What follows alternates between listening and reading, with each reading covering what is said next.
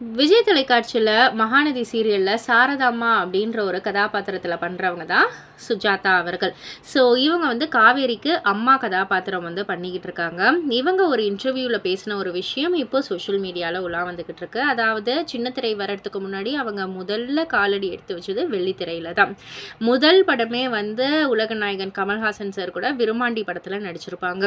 அந்த படத்துல நடிச்சதுக்கு அப்புறம் வந்து செகண்ட் பேபி அப்படின்னு அவங்க வாழ்க்கையில வந்ததுக்கப்புறம் ஒரு லாங் இயர்ஸ் வந்து கொஞ்சம் அப்படியே கேப் விட்டாச்சு.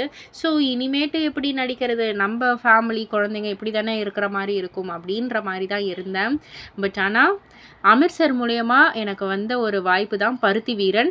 இப்ப கூட என்னுடைய பேர சுஜாதான்றதே பருத்தி வீரன் சுஜாதான்ற மாரி வந்து தான் எல்லாருமே ரெகக்னைஸ் பண்ணுவாங்க. ஸோ அந்த ஒரு படம் வந்து என்னுடைய லைஃபையே வந்து புரட்டி போட்டுச்சு. நல்ல ஒரு எல்லாருக்குமே வந்து என்ன வந்து பிரபலப்படுத்தினது அந்த ஒரு படம் தான். ஸோ அது எனக்கு வந்து ஒரு வாழ்க்கை கொடுத்த ஒரு படம் அப்படின்னே வந்து சொல்லலாம்ன்ற சொல்லியிருக்காங்க. ஸோ இத பத்தி நீங்க என்ன நினைக்கிறீங்க? உங்களுடைய கருத்து என்ன? அப்படின்றது கீழ உள்ள கமெண்ட் பாக்ஸ்ல குறிப்பிட்டு சொல்லுங்க. மறக்காம சேனல சப்ஸ்கிரைப் பண்ணி பக்கத்துல உள்ள பெல் ஐகான கிளிக் பண்ணிடுங்க.